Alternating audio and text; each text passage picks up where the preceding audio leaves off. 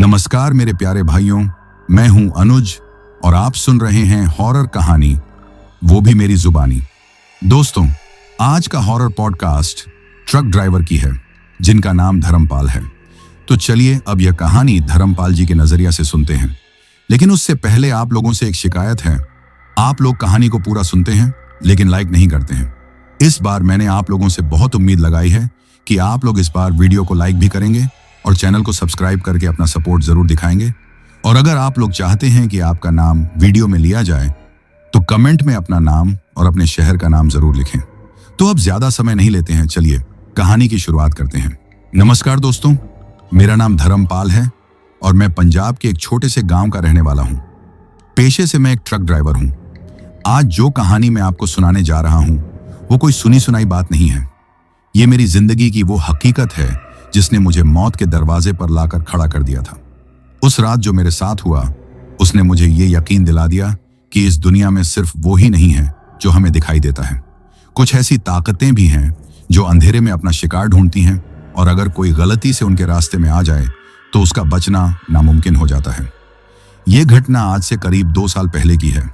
सर्दियों के दिन थे और कड़ाके की ठंड पड़ रही थी। मुझे पंजाब से माल लादकर हरियाणा के एक शहर तक पहुंचाना था। सफर कोई ज्यादा लंबा तो नहीं था, बस एक रात का ही खेल था। मैं शाम को करीब 7 बजे अपने घर से निकला था। सोचा था कि रात भर ट्रक चलाकर सुबह तक माल उतार दूंगा और फिर आराम से वापसी करूंगा। रात का सफर मुझे हमेशा से पसंद रहा है। सड़कों पर भीड़ भाड़ कम होती है और एक अजीब सी शांति महसूस होती है। मैं भी अपनी ही धुन में था। केबिन में पुराने गाने चल रहे थे और मैं गुनगुनाता हुआ हाईवे पर ट्रक दौड़ाए जा रहा था।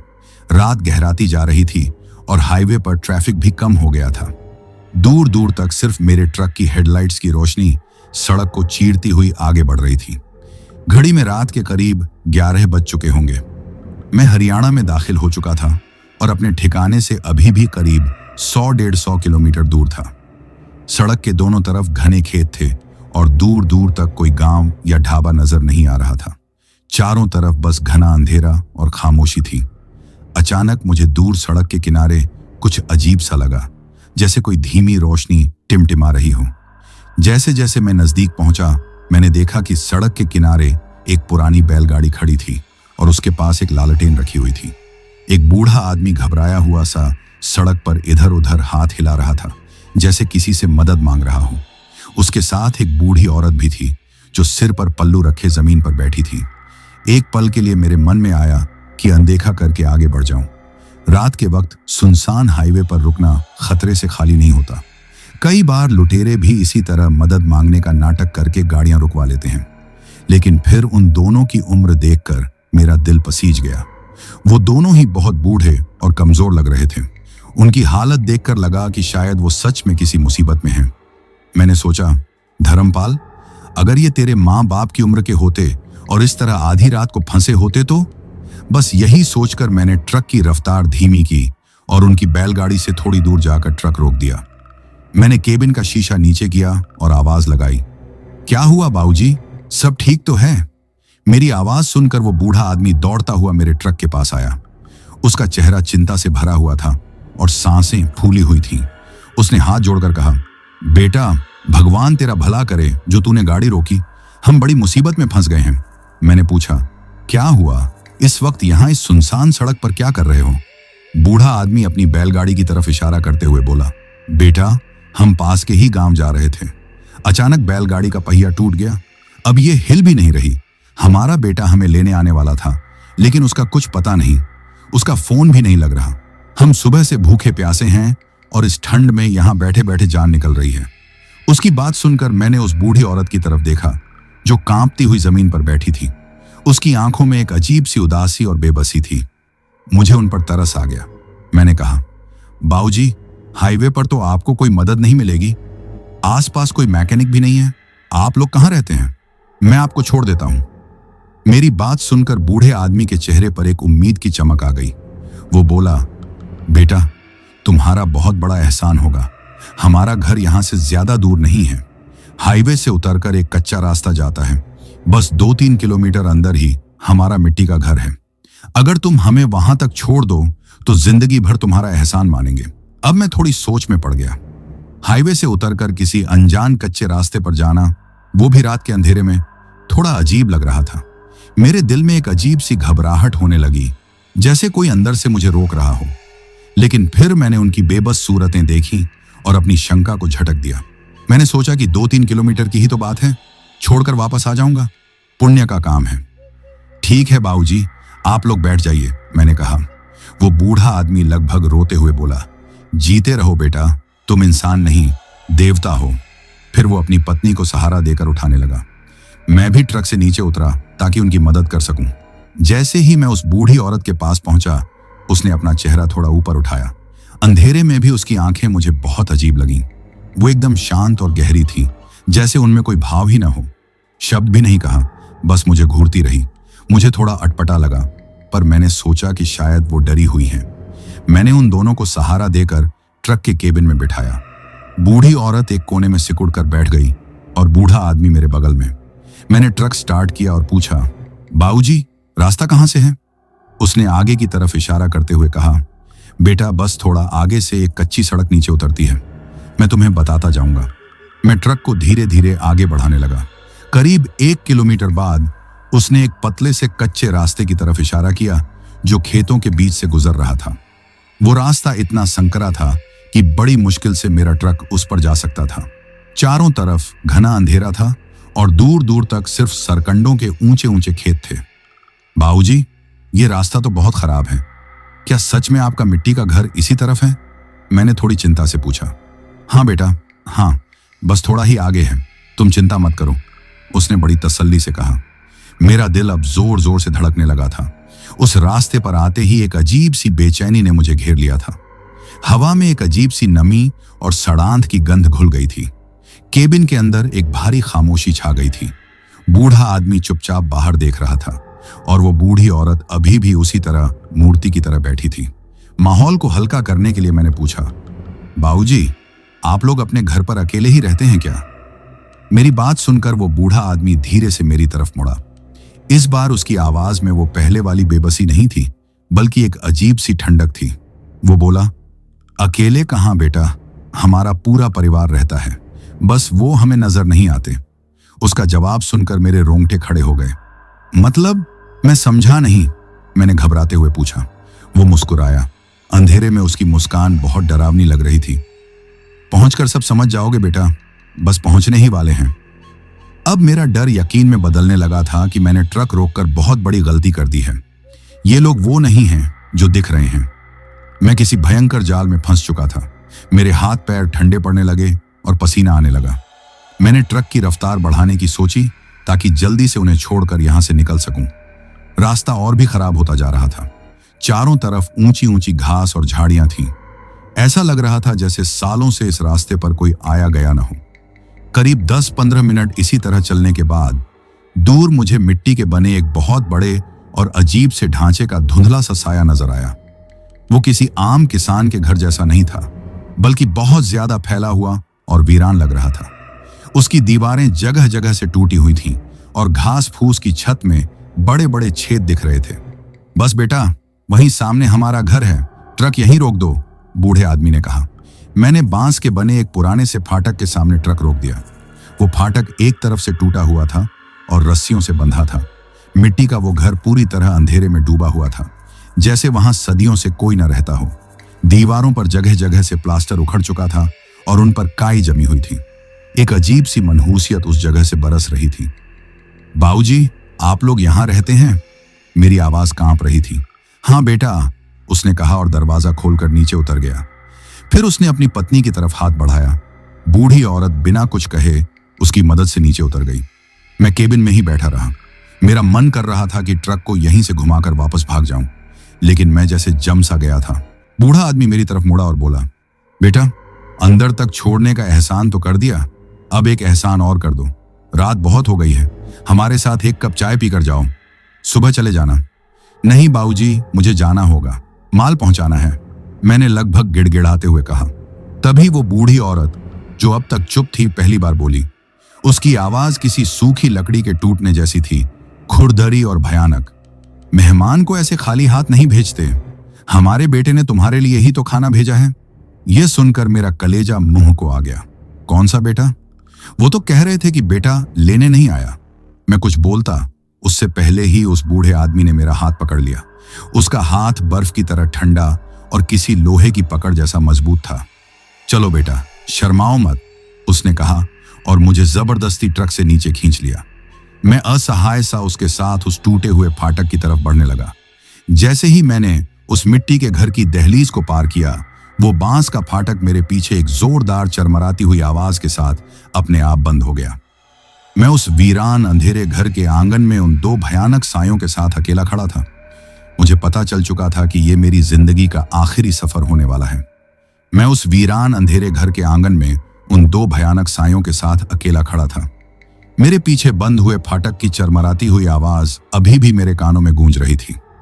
मेरा दिल इतनी जोर से धड़क रहा था कि मुझे लगा जैसे वो मेरी पसलियां तोड़कर बाहर आ जाएगा। ठंड के मौसम में भी मेरे माथे पर पसीने की बूंदें जमा हो गई थीं। मैं कुछ सोचना चाहता था, कुछ करना चाहता था, लेकिन मेरा शरीर और दिमाग दोनों ने जैसे काम करना बंद कर दिया था। बूढ़ा आदमी जिसने मेरा हाथ पकड़ा हुआ था मेरी तरफ मुड़ा। उसकी पकड़ अब भी उतनी ही मजबूत और बर्फीली थी। अंधेरे में उसकी आंखें किसी शिकारी जानवर की तरह चमक रही थीं।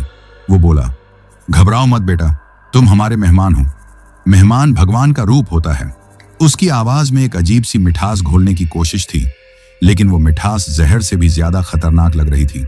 उसने मुझे खींचना शुरू किया और हम उस मिट्टी के घर के मुख्य दरवाजे की तरफ बढ़ने लगे। दरवाजा बहुत पुराना और भारी भरकम था और उस पर कोई कुंडी तक नहीं थी। बूढ़े ने उसे जोर से धक्का दिया और वो एक दर्दनाक कराहती हुई आवाज के साथ खुल गया। अंदर घुसते ही सड़ांध और सीलन की एक तेज गंध मेरी नाक से टकराई। वो गंध इतनी तीखी थी कि एक पल के लिए मेरा दम घुटने लगा। अंदर बाहर से भी ज्यादा अंधेरा था। ऐसा लगा जैसे मैं किसी कब्र में आ गया हूं। बूढ़े ने मुझे अंदर धकेल दिया और दरवाजा फिर से बंद कर दिया। अब मैं पूरी तरह से कैद हो चुका था। तभी उस बूढ़ी औरत ने कहीं से एक पुरानी चिमनी वाली लालटेन जलाई। लालटेन की कांपती हुई पीली रोशनी में जब कमरे की शक्ल सामने आई तो मेरी रही सही हिम्मत ने भी जवाब दे दिया। वो एक बहुत बड़ा कमरा था, या शायद हॉल कहना ज्यादा सही होगा।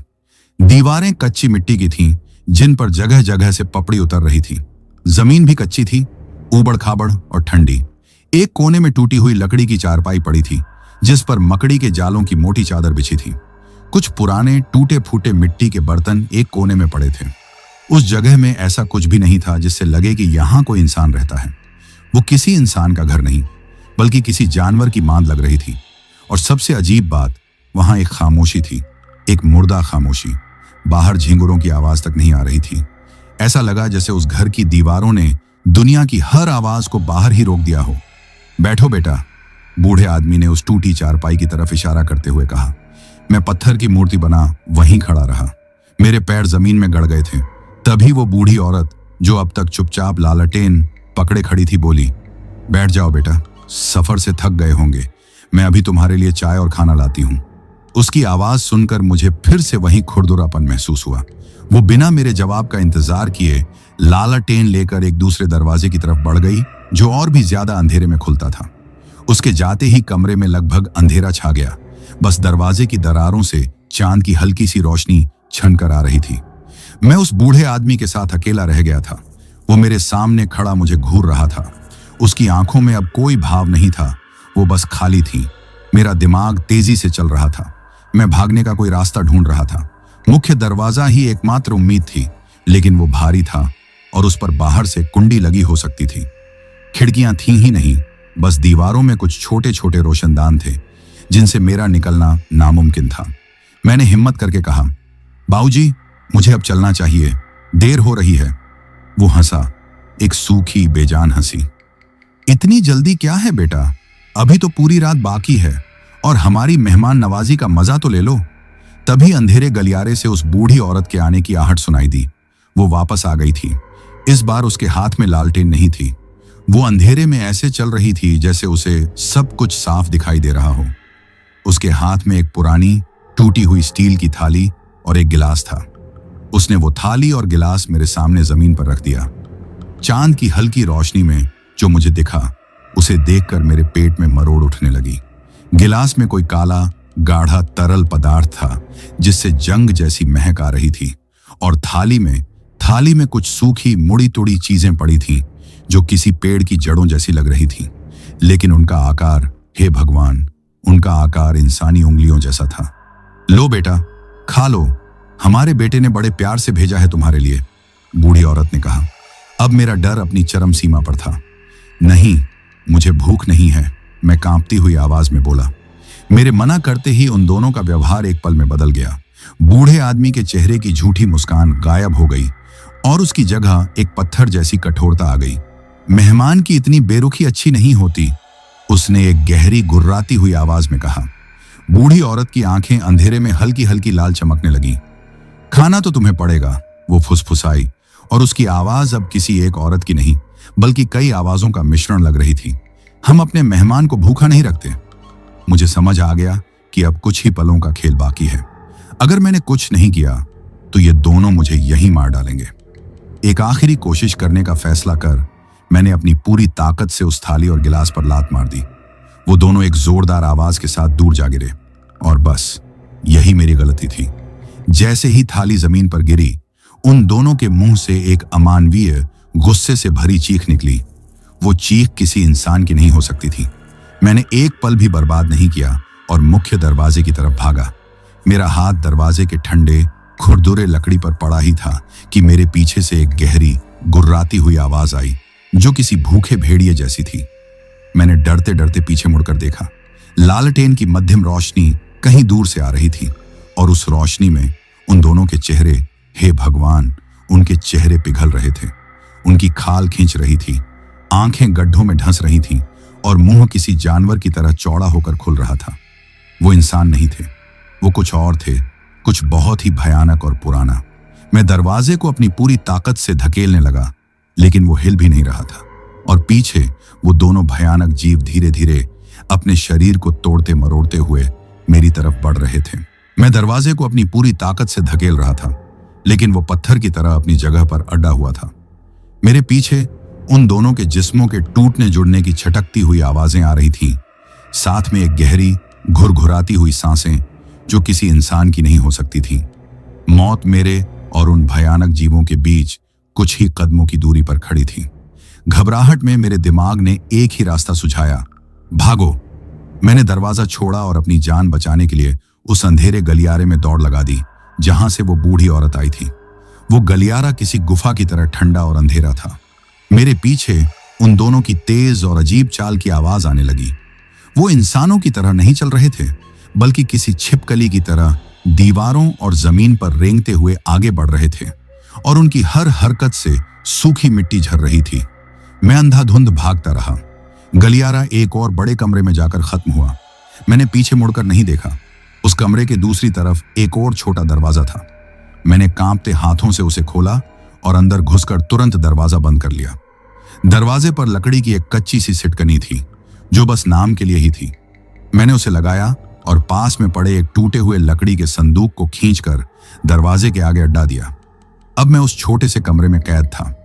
एक पल के लिए सांस लेने की मोहलत मिली थी। मेरा पूरा शरीर कांप रहा था और मैं हाँफ रहा था। बाहर से कोई आवाज नहीं आ रही थी। वो भयानक खामोशी वापस लौट आई थी। कमरा पूरी तरह से अंधेरा था, लेकिन यहां वो सड़ांध की गंध पहले से 1000 गुना ज्यादा तेज थी।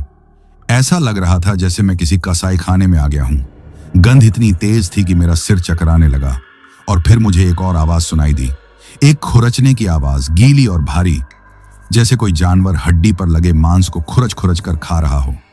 यह आवाज कमरे के ही किसी कोने से आ रही थी। डर के मारे मेरे बाल खड़े हो गए। इस कमरे में मेरे अलावा कोई और भी था। तभी मुझे याद आया कि मेरी कमीज की जेब में एक पुरानी लाइटर है जिसे मैं कभी कभी इस्तेमाल करता था।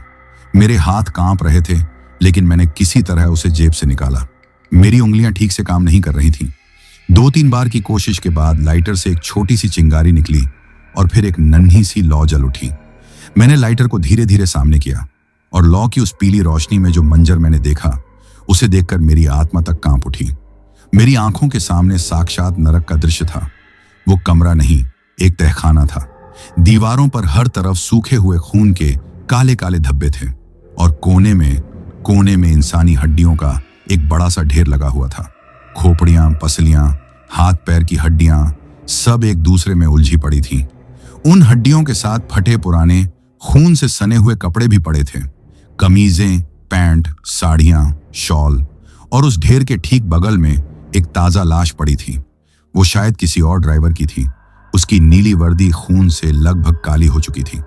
उसका चेहरा बुरी तरह से नोचा हुआ था और चूहे, बड़े बड़े चूहे उसके जिस्म को खुरच रहे थे। यही वो आवाज थी जो मुझे सुनाई दे रही थी। मेरा दिमाग सुन्न पड़ गया था। तो ये था इन बूढ़े बूढ़ी का राज। ये कोई इंसान नहीं थे, बल्कि आदमखोर दरिंदे थे जो मुसाफिरों को बहला फुसलाकर यहाँ लाते थे। और फिर हड्डियों के ढेर में मुझे कुछ बटुए और पहचान पत्र भी नजर आए, जो इस बात का सबूत थे कि न जाने कितने ही बदनसीब लोग यहाँ अपनी जान गंवा चुके थे। तभी मेरे कमरे के दरवाजे पर जोर का धक्का लगा। वो दोनों बाहर पहुंच चुके थे। उन्होंने दरवाजे को पीटना शुरू कर दिया था। पुरानी सड़ी हुई लकड़ी हर वार के साथ कांप रही थी। खोलो दरवाजा! बाहर से उस बूढ़े की भयानक आवाज आई। हमारे मेहमान को हम तकलीफ में नहीं देख सकते। दरवाजे पर लगातार जोर जोर से वार हो रहे थे और उसमें दरारें पड़ने लगीं। मैंने जो संदूक अड़ाया था वो पीछे खिसकने लगा। मेरे पास ज्यादा वक्त नहीं था। मैंने घबराहट में चारों तरफ देखा। बचने का कोई रास्ता नहीं था। तभी मेरी नजर कमरे की पिछली दीवार पर पड़ी। वहां ऊपर की तरफ एक छोटा सा छेद था जो शायद कभी रोशनदान रहा होगा। वो बहुत छोटा था, लेकिन शायद मैं उसमें से अपना शरीर निकाल सकता था। वो मेरी आखिरी उम्मीद थी। दरवाजे पर एक और जोरदार वार हुआ और सिटकनी टूटकर गिर गई। संदूक अब तेजी से पीछे खिसक रहा था। मैंने हड्डियों के ढेर पर पैर रखकर दीवार पर चढ़ने की कोशिश की। मेरे पैर किसी की पसली पर पड़े, किसी की खोपड़ी पर। मुझे घिन आ रही थी, लेकिन जान बचाने के लिए यह करना जरूरी था। मैं किसी तरह उस छेद तक पहुंचा। दरवाजा एक कान फाड़ देने वाली आवाज के साथ टूट गया। चौखट में वो दोनों भयानक जीव खड़े थे। उनका इंसानी रूप अब पूरी तरह जा चुका था। वो लंबे, पतले और काले पड़ चुके थे। उनकी आंखें अंधेरे में दहकते हुए कोयलों जैसी लग रही थीं और उनके हाथों में लंबी, नाखून जैसी उंगलियां थीं। मैंने बिना एक पल गंवाए सिर के बल उस छेद से बाहर निकलना शुरू कर दिया। वो छेद बहुत संकरा था। मेरे कंधे और कमर छिल गए। आधा शरीर बाहर निकल चुका था, बस मेरे पैर अंदर थे। तभी मुझे अपने टखने पर एक बर्फीली, नुकीली पकड़ महसूस हुई। उस जीव ने मेरा पैर पकड़ लिया था। अपने टखने पर उस बर्फीली, नुकीली पकड़ को महसूस करते ही मेरी चीख निकल गई। दर्द ऐसा था जैसे किसी ने लोहे के गर्म पंजे को मेरे मांस में ढसा दिया हो। उस भयानक जीव ने मुझे पूरी ताकत से अंदर खींचने की कोशिश की। एक पल के लिए मुझे लगा कि अब सब खत्म। ये मुझे वापस उसी हड्डियों के ढेर में खींच लेगा। लेकिन जब मौत सामने हो तो इंसान अपनी आखिरी सांस तक लड़ता है। मैंने अपनी पूरी ताकत लगाकर दूसरे पैर से उसके हाथ पर लात मारी। मेरी लात लगते ही उस जीव के मुंह से गुस्से और दर्द से भरी एक भयानक चीख निकली। पकड़ एक पल के लिए ढीली पड़ी। बस यही मौका था। मैंने दीवार को अपने हाथों से धकेलते हुए खुद को बाहर की तरफ फेंका। मेरे टखने पर उसके नाखून गहरे तक धंस गए और चमड़ी को फाड़ते हुए निकल गए। लेकिन मैं आजाद था। मैं उस छेद से बाहर निकलकर जमीन पर गिरा। मेरे टखने से खून बह रहा था और दर्द से जान निकल रही थी, लेकिन मेरे पास रुकने का वक्त नहीं था। मैं घर के पिछले हिस्से में था। यहाँ का मंजर और भी भयानक था। चारों तरफ घुटनों तक ऊंची ऊंची जंगली घास और कांटेदार झाड़ियां उगी हुई थीं। हवा में एक अजीब सी खामोशी थी, लेकिन यह शांति वाली नहीं, बल्कि मौत वाली खामोशी थी। अंदर घर से उन जीवों के गुस्से में चीखने की आवाजें आ रही थीं। मुझे पता था कि वो किसी भी पल बाहर आ सकते हैं। मैं लंगड़ाता हुआ उठा और बिना सोचे समझे अंधेरे में भागने लगा। मेरा एक ही मकसद था, किसी भी तरह वापस उस कच्ची सड़क तक पहुंचना जहां मेरा ट्रक खड़ा था। अभी मैं कुछ ही कदम भागा हूंगा कि मेरे पीछे मिट्टी की दीवार टूटने की एक जोरदार आवाज आई। मैंने मुड़कर देखा। उन दोनों में से एक ने, जो शायद वो बूढ़ा था, दीवार में एक बड़ा सा छेद बनाकर बाहर छलांग लगा दी थी। उसके पीछे पीछे वो दूसरा जीव भी बाहर आ गया। अब वो दोनों अंधेरी रात में खुले थे और उनका असली भयानक रूप चांद की धुंधली रोशनी में साफ दिख रहा था। वो मेरी तरफ देखकर गुर्राए और फिर मेरी तरफ दौड़ पड़े, लेकिन वो दौड़ना इंसानों जैसा नहीं था। वो अपने चारों हाथ पैरों का इस्तेमाल कर रहे थे, किसी मकड़ी या लकड़बग्घे की तरह। उनकी रफ्तार किसी भी इंसान से कहीं ज्यादा तेज थी। अब मेरे और उनके बीच जिंदगी और मौत का फासला तेजी से कम हो रहा था। मैं अपनी जान बचाने के लिए अंधाधुंध भाग रहा था। कांटेदार झाड़ियां मेरे कपड़ों को फाड़ रही थीं, मेरे जिस्म को छील रही थीं, लेकिन मुझे किसी दर्द का एहसास नहीं हो रहा था। मेरे कानों में बस अपने दिल की धड़कन और पीछे से आ रही उन दरिंदों की डरावनी आवाजें गूंज रही थीं। घबराहट में मैं दिशा भूल गया। चारों तरफ एक जैसे खेत और अंधेरा था। मुझे समझ नहीं आ रहा था कि मैं सड़क की तरफ जा रहा हूं या उससे और दूर। वो खेत किसी भूल भुलैया की तरह लग रहे थे, जिसका कोई अंत नहीं था। अचानक मेरे पीछे से आने वाली आवाजें बंद हो गईं। मैं रुका। हांफते हुए मैंने पीछे देखा। दूर दूर तक कोई नहीं था। क्या मैंने उन्हें पीछे छोड़ दिया? एक पल के लिए मेरे मन में उम्मीद की एक किरण जागी। शायद वो थक गए हों, शायद वो अपनी मान से ज्यादा दूर नहीं आते हों। मैं इसी सोच में था कि तभी मेरे दाहिनी तरफ बहुत पास से किसी के हंसने की आवाज आई। वो उस बूढ़ी औरत की खुरदरी भयानक हंसी थी। मेरा खून जम गया। वो मेरे पीछे नहीं, मेरे बगल में थे।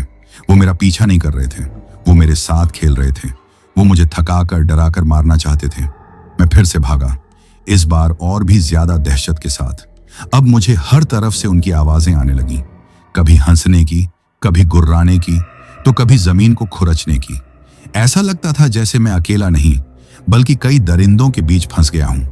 भागते भागते मैं एक बड़े से पुराने बरगद के पेड़ के पास पहुंचा। उसकी जटाएं किसी पर्दे की तरह जमीन तक लटक रही थीं। बिना कुछ सोचे मैं उन जटाओं के पीछे छिप गया और अपनी सांसों को रोकने की कोशिश करने लगा।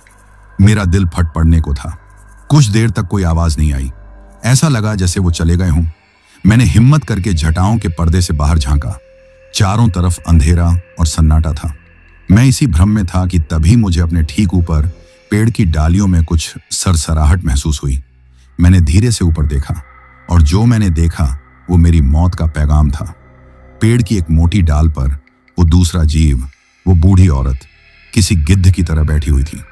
उसकी गर्दन 180 डिग्री पर पीछे की तरफ मुड़ी हुई थी और उसकी लाल आंखें अंधेरे में सीधे मुझे घूर रही थीं। इससे पहले कि मैं चीखता या भागता, वो एक पलक झपकते ही पेड़ से नीचे कूद गई और मेरे ठीक सामने आकर खड़ी हो गई। उसी पल बरगद के पेड़ के दूसरी तरफ से वो पहला जीव भी निकल आया। उसने मेरा रास्ता रोक लिया था। मैं बीच में फंस गया था। मेरे एक तरफ वो, दूसरी तरफ वो। दोनों धीरे धीरे मेरी तरफ बढ़ रहे थे। उनके मुंह से लार टपक रही थी और उनके लंबे नुकीले नाखून मेरी तरफ बढ़े हुए थे। मेरी हिम्मत जवाब दे चुकी थी। मैं थक गया था, जख्मी था और अब चारों तरफ से घिरा हुआ था। उन्होंने मुझे मारने के लिए एक साथ छलांग लगाई। मैंने डर के मारे अपनी आंखें बंद कर लीं। तभी अंधेरे को चीरती हुई एक तेज रोशनी सीधे उन जीवों के चेहरे पर पड़ी और साथ ही एक गरजती हुई भारी आवाज गूंजी, रुक जाओ दरिंदों! मैंने डर के मारे अपनी आंखें बंद कर लीं, अपनी मौत का इंतजार करने लगा। लेकिन दर्द की जगह मेरी आंखों पर एक तेज रोशनी पड़ी और कानों में एक भारी गरजती हुई आवाज गूंजी, रुक जाओ दरिंदों! मैंने आंखें खोली। एक पल के लिए मैं चौंधिया गया। वो तेज सफेद रोशनी सीधे उन दोनों भयानक जीवों पर पड़ रही थी। रोशनी के पड़ते ही वो दोनों दर्द से चीखने लगे, जैसे किसी ने उन पर तेजाब फेंक दिया हो। वो अपने पंजे जैसे हाथों से अपने चेहरे को ढकने की कोशिश कर रहे थे और पीछे हट रहे थे। तभी अंधेरे में से एक साया उभरा। वो एक बूढ़े आदमी का साया था, लेकिन उसकी चाल में गजब की हिम्मत और मजबूती थी। उसके एक हाथ में एक बड़ी सी टॉर्च थी, जिसकी रोशनी उन जीवों को जला रही थी, और दूसरे हाथ में एक लंबा लोहे का त्रिशूल था, जो चांदनी में हल्का हल्का चमक रहा था। भाग जाओ यहां से, पिशाचों! बूढ़ा आदमी उन पर चिल्लाया। ये धरती तुम्हारे पापों से बोझिल हो चुकी है, लौट जाओ अपनी कब्र में। उसने त्रिशूल को हवा में घुमाया और कोई मंत्र पढ़ना शुरू कर दिया। उसकी आवाज में एक अजीब सी ताकत थी। मंत्र सुनते ही वो दोनों जीव और भी ज्यादा तड़पने लगे। उनकी चीखें अब गुस्से की नहीं, बल्कि डर की थीं। आखिरकार वो और बर्दाश्त नहीं कर पाए। एक आखिरी दिल दहला देने वाली चीख के साथ वो दोनों काले धुएं के बादलों में बदल गए और तेजी से उस मनहूस मिट्टी के घर की तरफ उड़कर अंधेरे में गायब हो गए। मैदान में अब सिर्फ मैं, वो बूढ़ा आदमी और मौत जैसी खामोशी रह गई थी। मेरा शरीर अब जवाब दे रहा था। डर और थकावट के मारे मैं जमीन पर गिरने ही वाला था कि उस बूढ़े आदमी ने दौड़कर मुझे सहारा दिया। उसका स्पर्श मजबूत और तसल्ली देने वाला था। उसने टॉर्च की रोशनी मेरे चेहरे पर डाली। जिंदा हो बेटा? उसकी आवाज में चिंता थी। मैं कुछ बोल नहीं पाया, बस सिर हिला सका। मेरे आंसू अपने आप बहने लगे। चलो मेरे साथ, उसने कहा। तुम यहां सुरक्षित नहीं हो। उसने मेरे एक हाथ को अपने कंधे पर रखा और मुझे सहारा देकर वहां से ले जाने लगा। मैं लंगड़ाते हुए लगभग उसके भरोसे पर ही चल रहा था। हम उन डरावने खेतों से दूर होते गए। कुछ दूर चलने के बाद हम एक छोटे से कच्चे घर के पास पहुंचे। वो एक झोपड़ी थी, लेकिन उस मनहूस घर के बिल्कुल उलट इस जगह से एक शांति और सुरक्षा का एहसास हो रहा था। वो मुझे अंदर ले गया। अंदर एक साफ सुथरी चारपाई, एक कोने में पूजा करने की छोटी सी जगह और कुछ जरूरी सामान रखा था। उसने मुझे चारपाई पर लिटा दिया और एक मिट्टी के घड़े से पानी लाकर दिया। मैंने एक ही सांस में पूरा गिलास खाली कर दिया। फिर उसकी नजर मेरे जख्मी टखने पर पड़ी। उसने बिना कुछ कहे एक छोटी सी डिब्बी में से कोई हरे रंग का लेप निकाला और मेरे घाव पर लगा दिया। लेप लगते ही मेरे घाव की जलन शांत हो गई। मैं अब भी कांप रहा था। उस बूढ़े आदमी ने मेरे कंधे पर हाथ रखा और बोला, डरो मत बेटा, अब तुम महफूज हो। वो इस जगह के पास भी नहीं फटक सकते। मैंने हिम्मत करके पूछा, वो क्या थे? बूढ़े आदमी ने एक गहरी सांस ली। वो मेरे पास चारपाई के किनारे बैठ गया और बोला, वो इस जमीन पर लगा एक श्राप है बेटा। वो इंसान नहीं, पिशाच हैं। फिर उसने मुझे वो कहानी बताई जिसे सुनकर मेरे पैरों तले जमीन खिसक गई। उसने बताया, आज से 100-125 साल पहले इस पूरी जमीन का मालिक एक बड़ा ही लालची और क्रूर जोड़ा था। पति पत्नी दोनों ही पैसे के लिए कुछ भी कर सकते थे। वो रात के अंधेरे में यहां से गुजरने वाले अकेले मुसाफिरों को अपने घर पर पनाह देने के बहाने बुलाते और फिर उन्हें मारकर उनका सारा सामान लूट लेते थे। उनकी लाशों को यहीं खेतों में दबा देते थे। न जाने कितने ही बेगुनाहों को उन्होंने अपनी हवस का शिकार बनाया। वो रुका और फिर बोला, कहते हैं जब वो दोनों मरे तो उनके पाप इतने ज्यादा थे कि न उन्हें स्वर्ग में जगह मिली न नरक में। उनकी आत्माओं को इसी जमीन पर हमेशा भटकने का श्राप मिल गया। उन्हें श्राप मिला कि जिस भूख यानी लालच के लिए उन्होंने इतने पाप किए, वो भूख उन्हें कभी शांत नहीं होगी। और तब से वो दोनों आदमखोर पिशाच बनकर इसी जमीन पर भटक रहे हैं। वो आज भी वही करते हैं जो जिंदा रहते हुए करते थे, मुसाफिरों को फांस कर लाना और उन्हें अपना भोजन बना लेना। वो मिट्टी का घर उनकी मांद है, उनकी शैतानी ताकत का केंद्र। ये सुनकर मैं सन्न रह गया। तो मैं उन आदमखोरों के चंगुल में फंस गया था।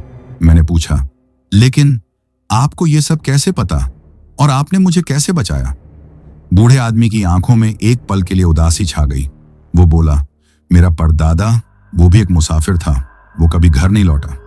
बाद में मेरे दादा को पता चला कि वो भी इसी शैतानी जोड़े का शिकार बन गया था। हमारा परिवार पीढ़ियों से यहीं रहता है और हम इस बुराई के बारे में जानते हैं।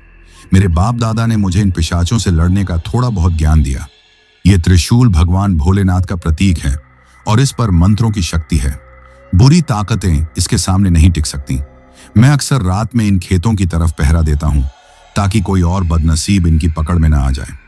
आज तुम्हारी चीखें सुनकर मैं समझ गया कि इन्होंने एक और शिकार फांस लिया है। उसकी बातें सुनकर मेरा सिर चकरा रहा था। मैं मौत के मुंह से वापस लौटा था। मैं उस बूढ़े आदमी का धन्यवाद करना चाहता था, लेकिन मेरे पास शब्द नहीं थे। उसने मेरी हालत देखकर कहा, अभी आराम करो, सुबह होते ही यहां से निकल जाना। अपने ट्रक तक मैं तुम्हें छोड़ दूंगा। फिर वो एक पल रुका और उसकी आंखों में एक गंभीर चेतावनी का भाव आ गया।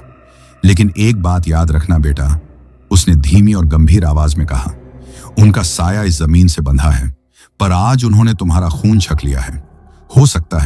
हो सकता है कि अब उनकी परछाई तुम्हारा पीछा न छोड़े। उसकी बात सुनकर मैंने अपने जख्मी टखने की तरफ देखा, जहां उस पिशाच के नाखून गड़े थे। मुझे घाव में दर्द की जगह एक अजीब सी ठंडक महसूस हुई। एक ऐसी ठंडक जो उस रात की यादों से भी ज्यादा डरावनी थी। सुबह की पहली किरण के साथ मेरी आंख खुली। मैं उस बूढ़े बाबा की झोपड़ी में चारपाई पर लेटा हुआ था, लेकिन रात भर मुझे एक पल के लिए भी चैन की नींद नहीं आई थी। जब भी आंखें बंद करता, वो भयानक चेहरे, हड्डियों का ढेर और वो मनहूस घर मेरे सामने आ जाता। मेरा पूरा जिस्म दर्द कर रहा था, लेकिन दिल में जो खौफ बैठ गया था, उसके आगे ये दर्द कुछ भी नहीं था। बाबा ने मुझे उठाया। उन्होंने मुझे पीने के लिए गर्म दूध दिया और मेरे घाव पर फिर से दवा लगाई। बेटा, अब सूरज निकल आया है। इन आत्माओं की ताकत दिन में कम हो जाती है। अब तुम यहां से निकल जाओ, सीधा अपने घर जाना और पीछे मुड़कर मत देखना। मैंने हाथ जोड़कर उनका धन्यवाद किया। बाबा, आपने मेरी जान बचाई है। मैं आपका ये एहसान जिंदगी भर नहीं भूलूंगा। वो मुस्कुराए, एक फीकी सी मुस्कान। मैंने सिर्फ अपना फर्ज निभाया है बेटा। उन्होंने अपनी जेब से एक छोटा सा चांदी का ताबीज निकाला जिस पर कुछ निशान बने हुए थे। इसे अपने गले में पहन लो। ये तुम्हें पूरी तरह से तो नहीं बचाएगा, पर उनकी ताकत को तुम्हारी रूह तक पहुंचने से कुछ हद तक रोकेगा। मैंने कांपते हाथों से वो ताबीज ले लिया और पहन लिया। बाबा मुझे सहारा देकर झोपड़ी से बाहर लाए और उन खेतों से होते हुए मुझे वापस उस कच्ची सड़क तक ले आए जहां मेरा ट्रक किसी विशाल सोए हुए जानवर की तरह खड़ा था। दिन की रोशनी में अब सब कुछ सामान्य लग रहा था। यकीन करना मुश्किल था कि रात में इसी जगह पर मौत का खेल खेला गया था। मैंने ट्रक का दरवाजा खोला। जा बेटा, और फिर कभी इस रास्ते पर मत आना, बाबा ने आखिरी बार कहा। मैं केबिन में बैठा, ट्रक स्टार्ट किया और बिना एक पल गंवाए उसे दौड़ा दिया। मैंने शीशे में एक बार भी पीछे मुड़कर नहीं देखा, पर मुझे महसूस हो रहा था कि बाबा वहीं खड़े मुझे देख रहे हैं, और शायद वो दोनों भी। पंजाब तक का वापसी का सफर मेरी जिंदगी का सबसे लंबा सफर बन गया। मैं ट्रक तो चला रहा था, पर मेरा दिमाग वहीं उन खेतों में अटका हुआ था। हर परछाई मुझे किसी भागते हुए जीव जैसी लगती। जब भी कोई गाड़ी पास से गुजरती तो मैं घबरा जाता। मुझे बार बार ऐसा लग रहा था जैसे कोई मेरे ट्रक के पीछे वाले हिस्से में बैठा है। मैं बार बार शीशे में देखता, पर वहां कुछ नहीं होता। हवा की सरसराहट में भी मुझे उनकी डरावनी हंसी सुनाई दे रही थी। मैं समझ नहीं पा रहा था कि ये सच में हो रहा है या ये मेरे डर का वहम है। शाम होते होते मैं अपने गांव पहुंचा। मेरा घर देखकर पहली बार मुझे तसल्ली की जगह एक अनजाना डर महसूस हुआ। क्या मैं उस बला को अपने साथ अपने घर तक तो नहीं ले आया? जैसे ही मैंने घर के आंगन में ट्रक रोका, मेरी माँ और मेरी पत्नी दौड़ती हुई बाहर आईं। मुझे इस हालत में देखकर उनके चेहरे का रंग उड़ गया। मेरे कपड़े फटे हुए थे, शरीर पर खरोंचें थीं और पैर पर पट्टी बंधी थी। धर्म, ये क्या हुआ? तेरी ये हालत कैसे हुई? मेरी पत्नी घबराते हुए बोली। क्या किसी ने हमला किया? एक्सीडेंट हो गया क्या? माँ ने रोते हुए पूछा। मैं उन्हें क्या बताता? क्या कहता कि मैं 2 आदमखोर पिशाचों से बचकर आया हूं? वो मुझे पागल समझते। मैंने लड़खड़ाती आवाज में बस इतना कहा, कुछ नहीं, ट्रक खराब हो गया था तो खाई में गिर गया, मामूली चोटें हैं। उन्हें मेरी बात पर यकीन नहीं हुआ, लेकिन मेरी हालत देखकर उन्होंने ज्यादा सवाल नहीं किए। वो मुझे सहारा देकर अंदर ले गए। उस रात असली खौफ ने मेरे घर में दस्तक दी। मैं अपने कमरे में अकेला था। घर के सब लोग सो चुके थे, पर मेरी आंखों में नींद का नामो निशान नहीं था। मैंने वो ताबीज कसकर पकड़ रखा था। तभी मुझे लगा जैसे मेरे कमरे का दरवाजा बहुत धीरे से खुला और फिर बंद हो गया। मैं उठकर बैठ गया। कौन है? मैंने आवाज दी। कोई जवाब नहीं आया। मैंने सोचा शायद हवा होगी। मैं वापस लेटा ही था कि तभी मुझे अपनी खिड़की के शीशे पर किसी के नाखून से खुरचने की आवाज सुनाई दी। एक धीमी खरोंच। मेरा दिल जोर जोर से धड़कने लगा। मैं जानता था यह हवा नहीं हो सकती। अगले कुछ दिन इसी तरह गुजरे। खौफ धीरे धीरे बढ़ रहा था। कभी मुझे घर के आईने में अपने पीछे किसी का साया दिखता, पर मुड़कर देखने पर कोई नहीं होता। कभी रात में रसोई से बर्तन गिरने की आवाज आती, पर सुबह सब कुछ अपनी जगह पर मिलता। मुझे हर वक्त महसूस होता कि कोई मुझे देख रहा है, कोई जिसकी आंखें मुझ पर हर पल घड़ी हुई हैं। मेरी हालत दिन ब दिन बिगड़ती जा रही थी। मैंने खाना पीना छोड़ दिया था। मैं रात रात भर जागता और दिन में भी एक अजीब से डर में रहता। मेरे घर वाले बहुत परेशान थे। माँ को लगा कि मुझ पर किसी का किया कराया या कोई बुरा साया है। पत्नी मुझे डॉक्टर के पास ले जाना चाहती थी। उसे लगता था कि हादसे के सदमे से मेरा दिमागी संतुलन बिगड़ गया है। मैं किसी को कुछ समझा नहीं पा रहा था। फिर वो रात आई जिसने साबित कर दिया कि ये मेरा वहम नहीं था। मैं अपने बिस्तर पर लेटा हुआ था। रात के शायद 2 बजे होंगे। अचानक मेरे कमरे में ठंडक बहुत ज्यादा बढ़ गई, इतनी कि मेरी सांसें जमने लगी, और तभी मेरे गले में पहना हुआ चांदी का ताबीज अपने आप गर्म होने लगा। वो इतना गर्म हो गया जैसे किसी ने उसे आग में तपा दिया हो। मैंने दर्द से छटपटाते हुए ताबीज को छुआ, और तभी मेरी नजर अपने बिस्तर के सामने पड़ी। चांद की जो हल्की सी रोशनी खिड़की से आ रही थी, उसमें मुझे 2 साएं खड़े हुए दिखाई दिए। वो वहीं थे, वो बूढ़ा और वो बूढ़ी। इस बार वो अपने भयानक रूप में नहीं थे, वो वैसे ही दिख रहे थे जैसे मैं उनसे पहली बार मिला था, बेबस और कमजोर। लेकिन उनकी आंखें, हे भगवान, उनकी आंखें अंधेरे में हल्की हल्की लाल चमक रही थीं। उनमें वही शैतानी और भूख भरी हुई थी। मैं डर के मारे बिस्तर पर जम गया था। मेरी आवाज मेरे गले में ही फंस गई थी। वो बूढ़ी औरत धीरे से आगे बढ़ी। उसने अपनी लंबी हड्डी जैसी उंगली मेरी तरफ उठाई। उसके चेहरे पर एक क्रूर मुस्कान थी और फिर वो अपनी उसी खुरदरी, कई आवाजों वाली फुसफुसाहट में बोली, एक ऐसी आवाज जो सिर्फ मुझे सुनाई दे रही थी, हम अपना शिकार अधूरा नहीं छोड़ते। मैं चीखना चाहता था, भागना चाहता था, पर मेरा शरीर लकवाग्रस्त हो चुका था। मैं बस उन्हें अपनी तरफ धीरे धीरे बढ़ते हुए देख सकता था। मेरे घर में, मेरे कमरे में, मेरी अपनी महफूज पनाहगाह में। हम अपना शिकार अधूरा नहीं छोड़ते। उसकी यह फुसफुसाहट मेरे कानों में किसी पिघले हुए शीशे की तरह उतरी। मेरा शरीर पूरी तरह से जम चुका था, लेकिन मेरा दिमाग चीख रहा था। वो दोनों साएं धीरे धीरे मेरी तरफ बढ़ रहे थे। उनके चेहरों पर एक शैतानी जीत की मुस्कान थी। तभी मेरे गले में बंधा वो चांदी का तावीज, जो अब तक आग की तरह तप रहा था, एक तेज सफेद रोशनी के साथ चमक उठा। उस रोशनी के चमकते ही वो दोनों जीव एक झटके से रुक गए, जैसे किसी अनदेखी दीवार से टकरा गए हों। उनके मुंह से एक गुस्से भरी फुफकार निकली। वो तावीज उन्हें मुंह तक पहुंचने से रोक रहा था, लेकिन उनकी मौजूदगी ही मेरे लिए किसी सजा से कम नहीं थी।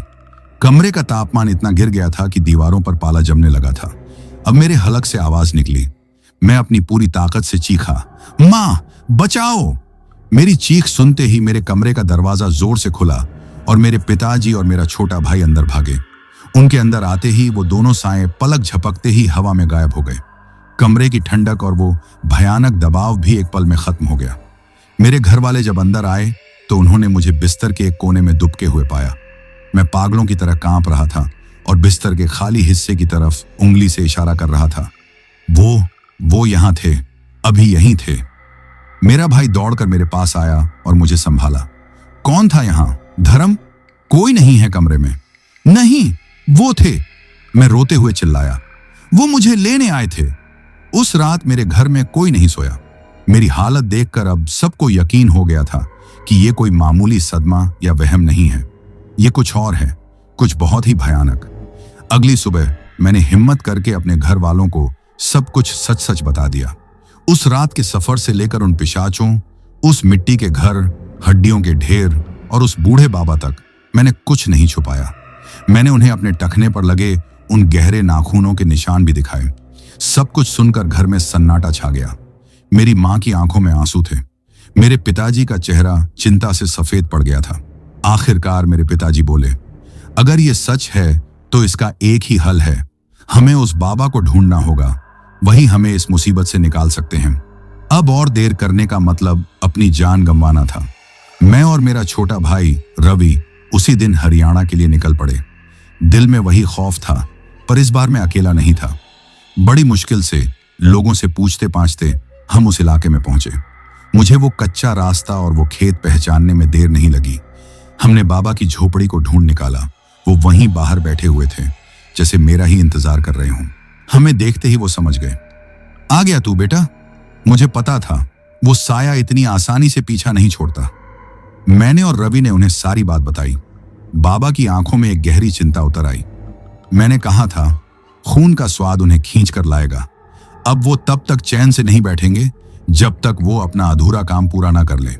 कोई तो रास्ता होगा बाबा? रवि ने उम्मीद से पूछा। रास्ता एक ही है, बाबा ने गंभीर आवाज में कहा। बहुत खतरनाक रास्ता। उस श्राप को हमेशा के लिए खत्म करना होगा। हमें उन पिशाचों की आत्मा को मुक्ति देनी होगी और उसके लिए उनके शरीर के अवशेषों को जलाना होगा। उन्होंने बताया कि उस जोड़े के कंकाल उसी मनहूस घर के आंगन में मुख्य चूल्हे के नीचे दबे हुए हैं। हमें रात के अंधेरे में वहां जाकर उन कंकालों को निकालकर सुबह होने से पहले उनका अंतिम संस्कार करना होगा। लेकिन याद रखना, बाबा ने चेतावनी दी, अपनी मांद में उनकी ताकत 100 गुना बढ़ जाएगी। वो हमें रोकने के लिए अपनी पूरी ताकत लगा देंगे। ये लड़ाई जान पर खेलकर ही जीती जा सकती है। हम तैयार थे। उस रात हम तीनों, मैं, रवि और वो बूढ़े बाबा अपने त्रिशूल के साथ उस मौत के घर की तरफ चल पड़े। जैसे ही हमने उस टूटे हुए फाटक को पार किया, घर जैसे जिंदा हो गया। दरवाजे और खिड़कियां अपने आप जोर जोर से बजने लगे। चारों तरफ से डरावनी फुसफुसाहटें आने लगीं। ऐसा लगा जैसे उस घर की दीवारें हम पर हंस रही हैं। बाबा ने अपना त्रिशूल आगे किया और मंत्रों का जाप करने लगे, जिससे हमें आगे बढ़ने का रास्ता मिला। हम आंगन के बीचों बीच पहुंचे, जहां पुराना चूल्हा बना हुआ था। मैं और रवि फावड़ों से जमीन खोदने लगे और बाबा त्रिशूल लेकर हमारे चारों तरफ एक सुरक्षा घेरा बनाकर मंत्र पढ़ते रहे। तभी वो दोनों पिशाच घर के अंधेरे से निकलकर हम पर झपटे। वो अपने सबसे भयानक रूप में थे, लेकिन बाबा के मंत्रों और त्रिशूल के तेज के आगे वो बेबस थे। वो घेरे के बाहर चक्कर काटते रहे, चीखते रहे और हमें डराने की हर मुमकिन कोशिश करते रहे। हम पागलों की तरह जमीन खोदते रहे। आखिरकार हमारा फावड़ा किसी सख्त चीज से टकराया। हमने हाथ से मिट्टी हटाई तो नीचे दो इंसानी कंकाल दिखे, जो एक दूसरे से जंग लगी जंजीरों से बंधे हुए थे। इन्हें बाहर निकालो, सुबह होने वाली है, बाबा चिल्लाए। हमने अपनी पूरी जान लगाकर उन भारी कंकालों को गड्ढे से बाहर निकाला। बाबा ने पहले से तैयार रखी लकड़ियों पर उन्हें रखा, गंगा जल छिड़का और अंतिम संस्कार की विधि शुरू कर दी। जैसे ही बाबा ने आग लगाई, उन दोनों पिशाचों की आत्माएं दर्द से चीख उठीं। उनकी परछाइयां दीवारों पर नाचने लगीं। ऐसा लगा जैसे पूरा घर कांप रहा है। जैसे जैसे आग की लपटें तेज होती गईं, उनकी चीखें भी तेज होती गईं और फिर उनकी परछाइयां जबरदस्ती उस चिता की आग में खींचने लगीं।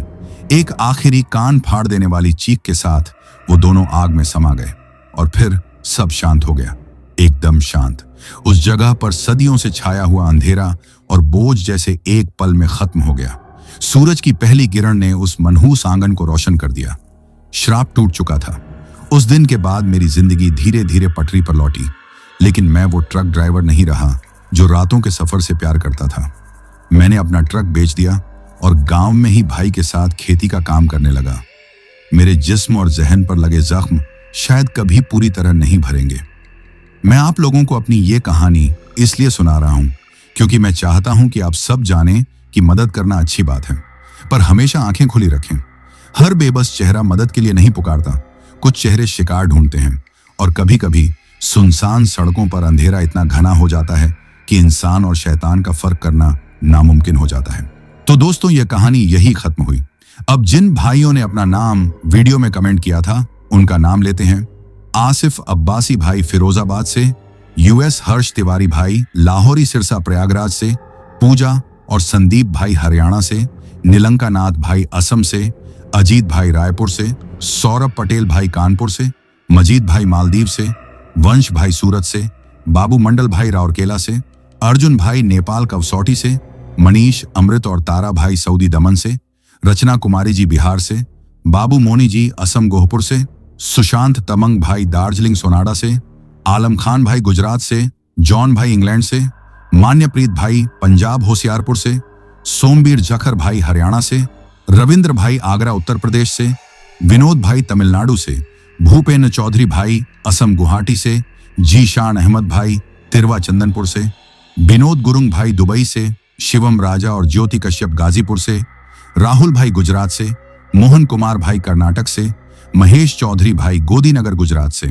भूषण वसंत पाटस्कर भाई पुणे महाराष्ट्र से, अशोक कुमार तिवारी, स्वरूपमा तिवारी, शाश्वत तिवारी और आरना तिवारी लखनऊ से, इंदुपाल जी छत्तीसगढ़ से, सनम खान जी कराची पाकिस्तान से, आस्तिक पटेल भाई इंदौर मध्य प्रदेश से, सचिन कुमार भाई राउरकेला उत्तराखंड से, वंश राजपूत भाई मध्य प्रदेश से, दिंजीना और नाइमूल भाई असम से, राहुल सिंह तंवर भाई भिवानी से, चंदन सिंह भाई लुधियाना पंजाब से, अख्तर हुसैन भाई कश्मीर से, अंकित दास भाई अरुणाचल प्रदेश से, पंकज दृष्टि और चंचल जी दिल्ली से, प्रवीण जाटव भाई बुलंदशहर से, जसप्रीत सिंह भाई न्यू दिल्ली से, संकेत दैवत भाई यवतमाल महाराष्ट्र से, किंगदीप सुब्बा भाई सोनाडा दार्जिलिंग से, अभिषेक सिंह भाई भागलपुर बिहार से, विक्रांत तमंग भाई वेस्ट बंगाल बिपारा से, दिव्यांग वाघिया भाई मुंबई से, सफदार अब्बास भाई रावलपिंडी पाकिस्तान से, केबी गुरुंग भाई पोखरा नेपाल से,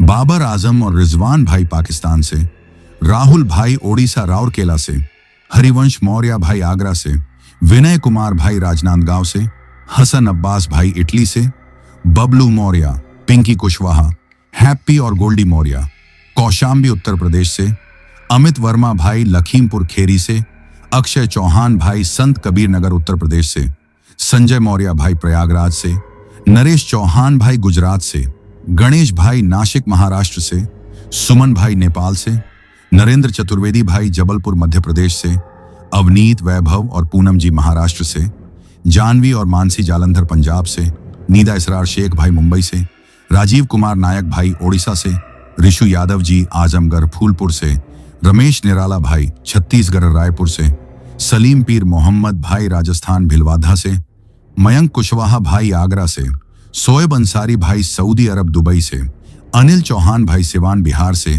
हरि सिंह चौहान भाई मध्य प्रदेश से, अनिल पांचाल भाई दिल्ली से, हितेश कुमार पंचौली भाई गुजरात से, मोहम्मद वसीम भाई कोलकाता से, जीशान खान भाई इंडिया से, तौसीफ अंसारी भाई मुंबई से, संजय भाई फतेहपुर गीला से, संदीप कुमार प्रजापति भाई उत्तर प्रदेश से, विजय वर्मा भाई दिल्ली से, रजनी जी इंदौर से, पूनम जी जमशेदपुर झारखंड से, मोहन भाई अंसोल वेस्ट बंगाल से, लक्ष्मण खत्री भाई नेपाल से, अनु जी नेपाल से, हरि प्रसाद भाई मीरपुर से, शिवशंकर भाई नेपाल से, शांतनु भाई वेस्ट बंगाल से, गोविंद कुमार भाई आजमगढ़ से, अविनाश सिंह भाई फरीदाबाद से, अमरेश चौधरी और आयुष चौधरी भाई अहमदाबाद गुजरात से, नंदिनी चौधरी और पूनम चौधरी जी अहमदाबाद गुजरात से, जतिन भाई चंडीगढ़ से, प्रेमलाल भाई कानपुर से, अरविंद भाई मध्य प्रदेश से, सुमित्रा जी कोलकाता से, नीलेश चौहान भाई आजमगढ़ से, परवेज अंसारी भाई लुधियाना पंजाब से,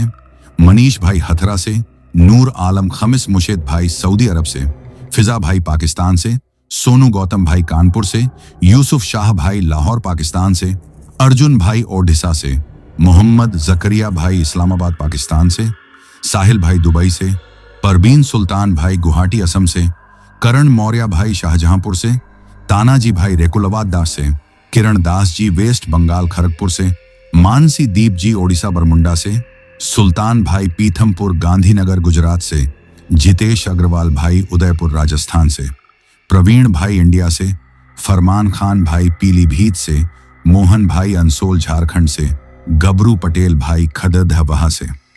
और जिन भाइयों ने अपना नाम कमेंट किया है लेकिन उनका नाम वीडियो में नहीं लिया गया है, तो भाइयों आप लोग टेंशन ना लें, आप लोगों का नाम अगली वीडियो में जरूर लिया जाएगा। और अगर आप लोग भी चाहते हैं कि आपका नाम वीडियो में लिया जाए तो अपना नाम और अपने शहर का नाम कमेंट करें। अगर आपको यह कहानी पसंद आई हो तो वीडियो को लाइक और चैनल को सब्सक्राइब करें ताकि और भी डरावनी कहानियां आप तक पहुंच सकें। कहानी को अंत तक सुनने के लिए दिल से धन्यवाद दोस्तों। आज के लिए बस इतना ही। मिलते हैं जल्द ही कुछ नई कहानियों के साथ। तब तक के लिए अपना ध्यान रखिए।